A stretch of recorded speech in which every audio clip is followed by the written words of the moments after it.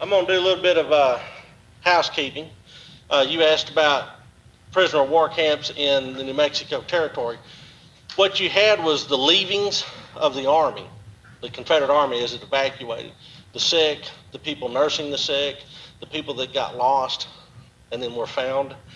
And so they were kept usually in local jails and then bundled up and actually hauled over the Santa Fe Trail all the way to Fort Leavenworth, where they were consolidated, and then from there they were taken by rail to Chicago.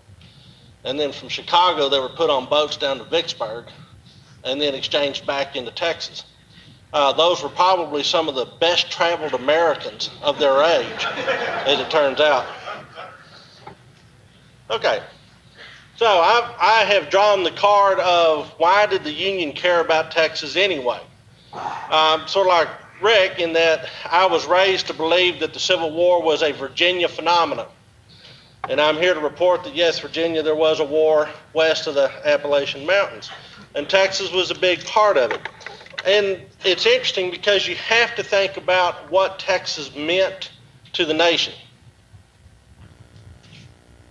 It is the great potential. You know, if the Civil War is a massive national divorce, Texas is the vacation home, or the lot where they were going to build their vacation home or retirement home. You know, who gets the back lot? Who gets that investment property? Here is a very optimistic view of what Texas meant to the nation. Essentially, it's about potential.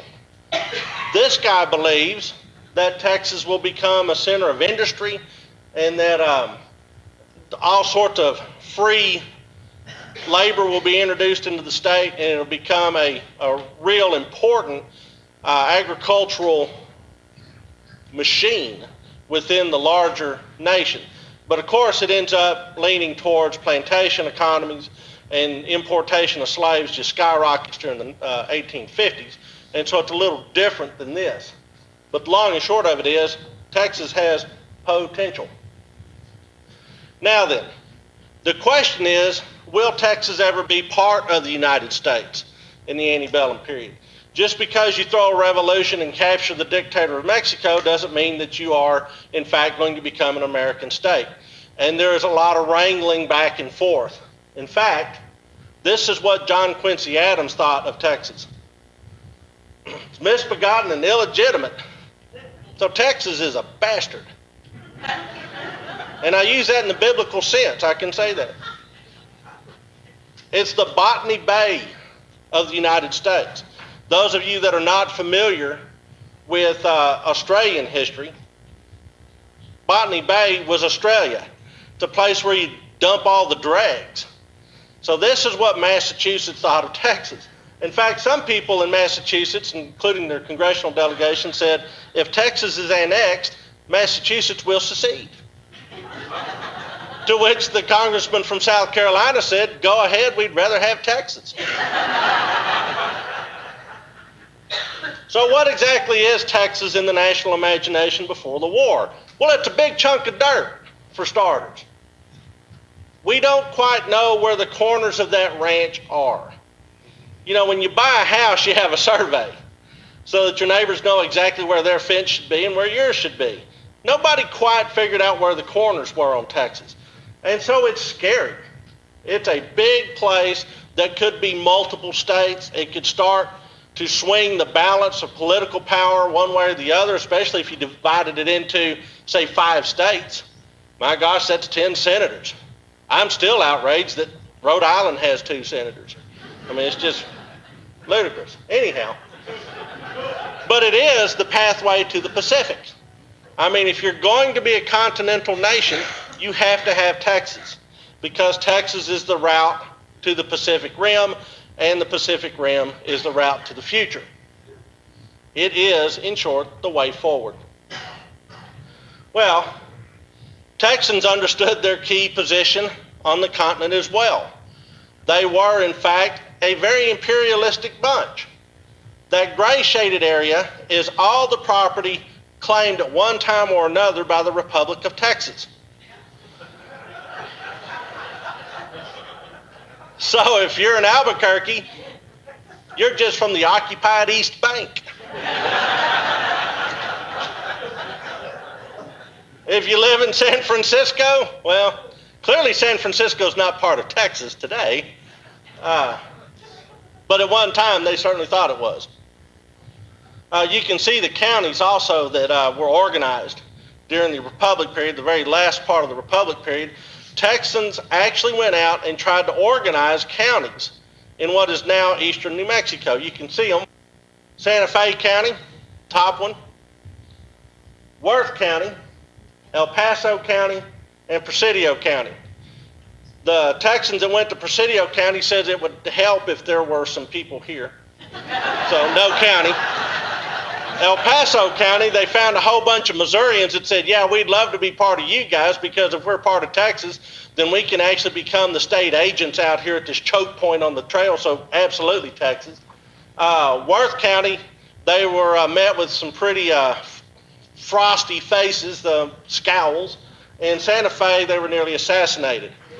So there's a reason that in the final analysis, Texas has this sticky out part. That's the way I explain it to my students, Rick. You know, try to put it in the vernacular.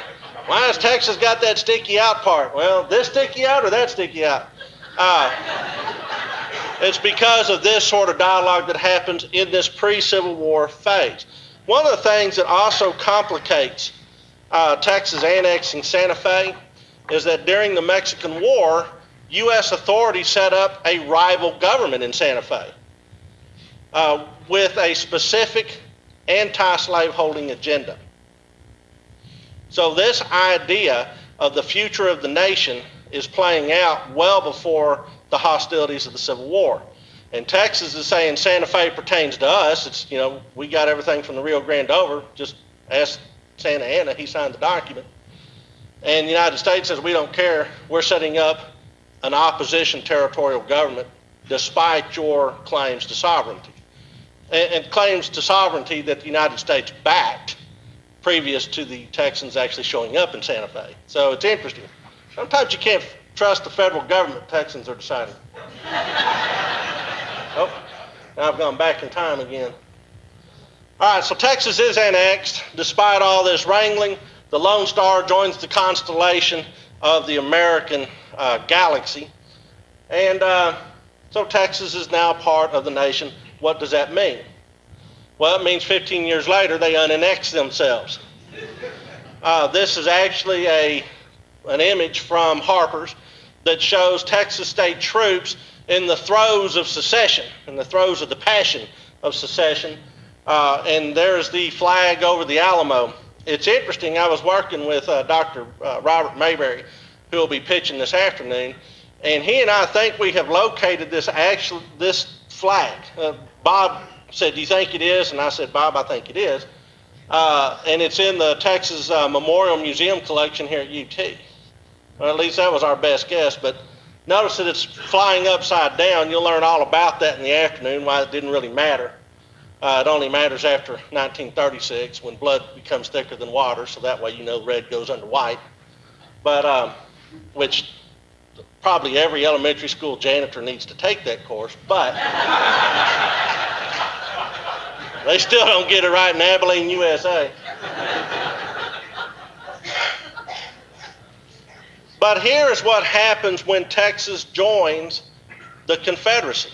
It is the big western flank of this Confederate nation. It cannot be ignored if you're a Union war planner. This is a point of vulnerability. The western flank means that is the jumping off point all the way to the Pacific. We've alluded to that several times already. But also, if you're going to contain the Confederacy in whatever post-Civil War settlement there is, the western flank becomes critical. So if you're looking at a great big map in Washington, yeah, there's lots of bayonets across the Potomac pointed at you, but if you're going to win the peace, you've got to win the frontier. That's critical. It's the key to the continent.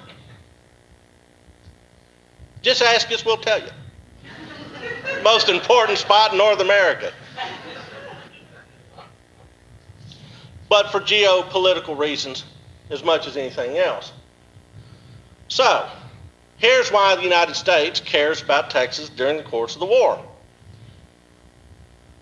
You got to capture that potential. Part of Union war planning is also that secession is illegitimate. Lincoln refused to believe that secession represented the true will of the people.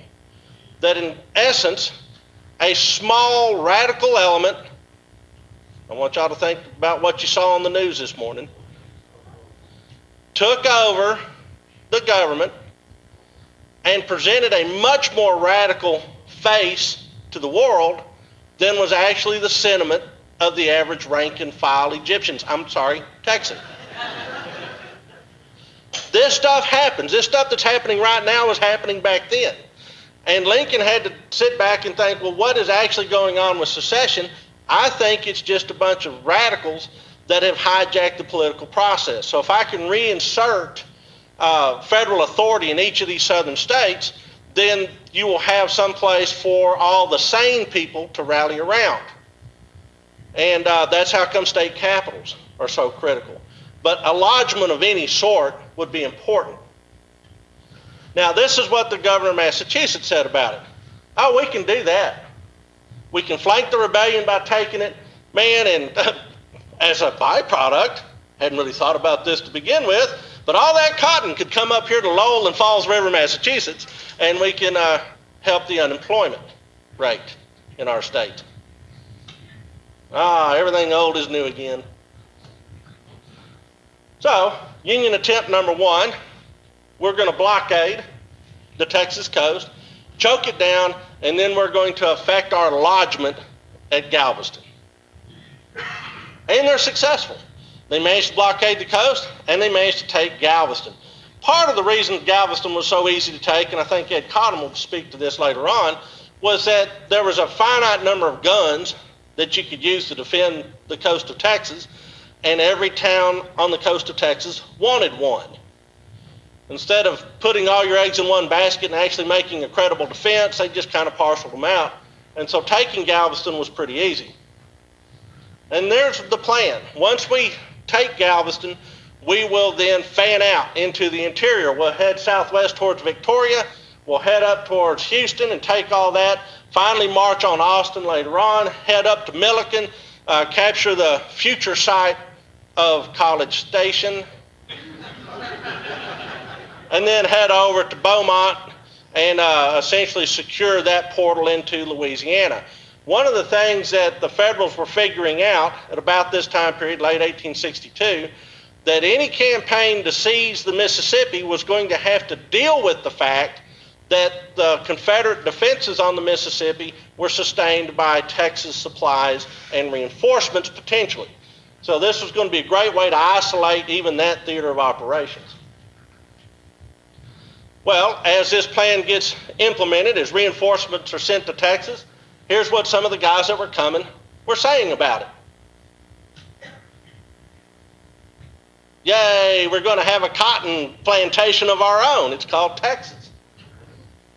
And all we have to do is smack a couple of rebels and Comanches, and it's all ours. And so really this is an idea of planting military colonists in Texas. At this point in the war, the outcome is not a sure thing. In fact, northern newspapers are pretty sure that the Union will, in fact, divide into two sovereign nations. So if it's going to divide into two sovereign nations, it's kind of critical that Texas belong to the North if the North is going to be able to maintain its industrial momentum that it had up to that point.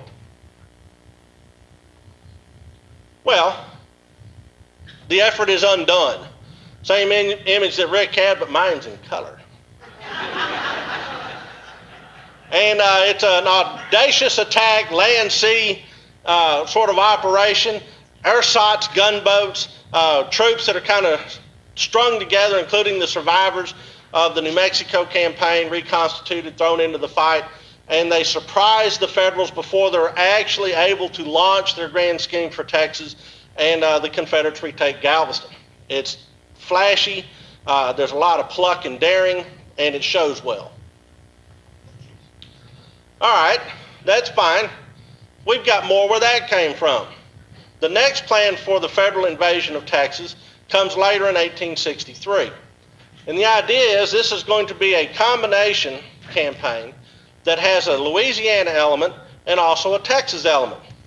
Remember I said that any operations in Louisiana or in the Mississippi Valley are going to be heavily leveraged on the part of the Confederates by what's coming out of Texas. So the Federals say what we need to do is make a beachhead in Texas that cuts off reinforcements for Louisiana, both in men and materiel. Then the army that's already in Louisiana will then act as the hammer against that federal anvil somewhere around Sabine City up to Beaumont. That's the plan for Sabine Pass.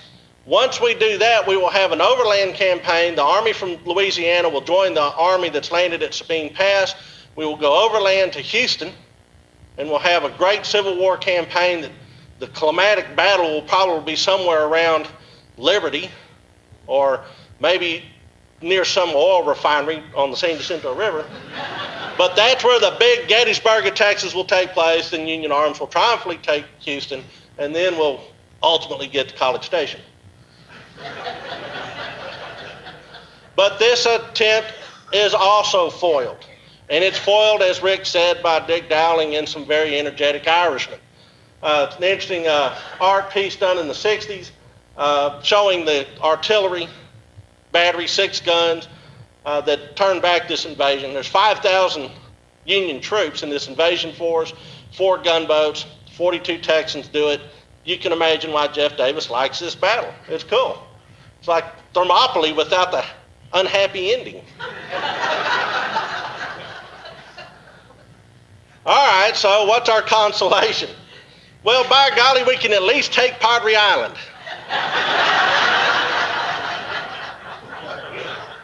And we can make a move into Padre Island, and that'll show those pesky Rebs. And so that's the next operation, is a coast operation designed to cut down on exportation of cotton through, these are small schooners carrying 4 and 6 bales of cotton only, but there's a cloud of them. Everybody's gone into the blockade running business on the coast of Texas. There's a great memoir of that. You may know the book by Watson called I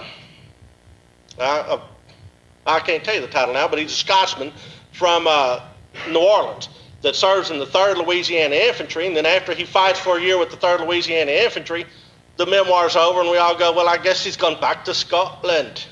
No, he goes and buys a boat called the Rob Roy and starts operating out of the mouth of the Brazos as a blockade runner. It's a fascinating tale, absolutely unreadable. Primarily because you got to like sailing a lot, because he tells you about how to tack into the wind as you're hitting the doldrums off of Veracruz. You know, it's like, well, guess that'll come in handy when I finally get my yacht. But it tells you kind of what's going on and how it's all operated. One of the big financiers of this operation is Richard King. This guy is making big bucks down there in Texas, in South Texas, because he's close to the coast and he's close to Mexico. There's cotton passing through that very porous border. So the Federals say, well, at least we can shut down that illicit trade. What do you really think they're after? They want that illicit trade. And Texans are willing to sell it to them. It's very, very interesting. You know, when the Federals occupied King's Ranch, they roughed up his house, but they didn't burn it. Huh. Okay. So what did they capture in this mighty South Texas coast campaign? That lighthouse. That's the St. Joseph Island Light. It was captured by the Federals. All that lovely real estate out there now sits beneath the Union flag. Yeehaw. What they've captured is miles and miles of sand. Here's the really big capture, Indianola. That's kind of the center of gravity that they take. And they think they're going to shut down all the traffic coming in and out of Matagorda Bay. But as you can see by that very cut up Texas coast, it's impossible to police it. And you'd have to have an entire navy of shallow draft vessels to shut down that little schooner traffic that's coming in and out. Well, so we've 3 up, 3 down in terms of Union attempts on Texas. Now there is an international concern. My students are all very happy when Cinco de Mayo rolls around and they can celebrate Mexican independence with más cerveza por favor. But the Cinco de Mayo is not Mexican independence. It's just when Porfirio Diaz was on the state championship team and they turned it into a national holiday. It's the Siege of Puebla, and it's all wrapped up with a French adventure, military and political adventure, back into Mexico. Mexican centralists are on the outs. They want to have a monarchy reestablished in Mexico, and the United States is dead set against it, but they're distracted by the Civil War. So they say, we've got to make some sort of move that shows the French that we're serious. What, you mean a lodgment on Padre Island doesn't send the right signal? No, we got to really get there in force, and we have to have a potential maneuver army that could theoretically operate against the French maneuver army in northern Mexico if push came to shove.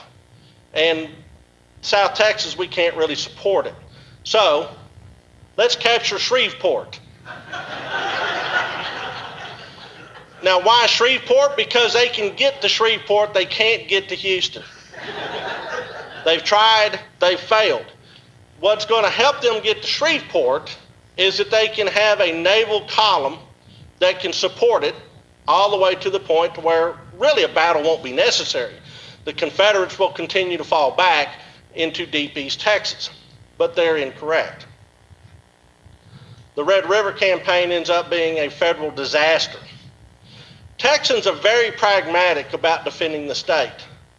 They said, we know the Yankees are coming, but wouldn't you rather kill them in Louisiana than in Texas? And there's actually a very nice recruiting call in the Houston newspaper that says the battles for Texas will be fought in Louisiana, therefore it behooves us to strike for our homes. Which means, wouldn't you rather kill them there and burn up their towns instead of ours? And the Texans are very, very successful at it. Something I should have put on that last map was that there are federal troops that get all the way to the Pecos. Fort Lancaster is occupied by troops from California. But owning Fort Lancaster is 2 notches below owning South Padre Island. So I didn't even bother. It's not like Texas is all of a sudden surrounded because there's 200 Californians on the Pecos, because if that was the case, the California colony in Austin would be a dire threat. All right. So Texas remains unconquered, and that starts to really color how they see themselves in the future. And one of the first things that Texans do, which as we're now learning, is just a follow-on to what they were doing during the war. Oh, there's the battlefield at Palmyra Ranch. It's been covered, so we move on. Is they start feeding hungry Yankees. One of the things that happened during the course of the war is Chicago packing houses packed a lot of beef and pork for Union soldiers' consumption, and they looked around and said, man, we've eaten up all the livestock. Where is there a lot of livestock? South of the Nueces River, up near Albany in Shackelford County, there's a ton of cattle wandering around, present-day Albany. And so you have northern agents coming down south saying, can you get these cattle to us? So what we did in 1864, we drove them all the way out to Fort Sumner in New Mexico. Yeah, we've been feeding you Yankees during the war, don't tell anybody. I said, well, can you get them to Kansas? And they said, well, you paying in gold? We're paying in gold. Then you got your cattle. And Texas recovers very, very rapidly from the war because they are not invaded successfully, because their capital is not captured, and because they do what Texans do with flash and flourish and essentially retard the overt Union attempts to take Texas. But in the end, Texas becomes semi-cooperative with the Union because money talked. And that's it. So I'll answer questions at this point.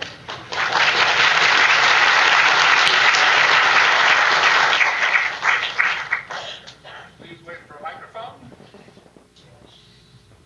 Any questions? Right here.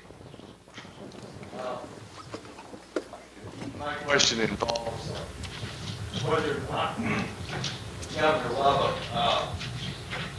requested that people of Galveston destroy the city in order to keep it out of Union hands, and why didn't they? Yeah, well, because the people have got, well, and actually Ed's going to talk about this. I just know it. And so it's my way of kicking the can down the road. There was a lot of unionists in Galveston. Galveston had a fairly sizable German population, had a very sizable immigrant population, and a very sizable transient population. You know, the nature of shipping is you pick up your crew at whatever port you come off at. So if you have a guy that's got a 6-month contract with you and his contract's up, he may get out of Galveston, kick around for a couple of weeks, and then pick up another contract and go someplace else. So if you went down to the wharfs in Galveston, you might find people from New York, from Havana, from Gibraltar. They're from all over the place. And so to think of Galvestonians as being super Texans is to miss exactly what Galveston was at the time. It was a lot more like New Orleans. In fact, it was probably the second most cosmopolitan city in the Confederacy, believe it or not, because of this transient population. I didn't say sophisticated, I just meant cosmopolitan and varied because of these guys coming and going. So they weren't going to destroy anything. You know, it's very tough to find anybody that will wantonly destroy their own or willfully destroy their own property because the Confederates tell them to. You see a lot of cotton being burned up and down various parts in the South, but that's usually because somebody's got a gun to their head saying it's time for you to burn your cotton. So, other questions? Right there. What was the question? Wait for the microphone. Were there Zouaves in Texas? Did you say spies? Zouaves. Oh, Zouaves, yes. Did Texans dress up in funny clothes? Not intentionally. There were no Texas Zouave units that I know of. Were there Union Zouaves that landed on the coast? There actually were, as part of the 13th Corps, 19th Corps. They had some guys from Pennsylvania, from New York, that thought that, hey, that's the height of fashion. And then, of course, you had French Zouaves just across the border from Matamoros, but they were legitimate Zouaves. So it's the short answer is, yeah, sort of. Like so many questions in class. Federal Zouaves, but the Texas Zouave units just never turned. They might have worn baggy pants, but that's just because Grandma couldn't sew. Other questions? Oh, got some in the back.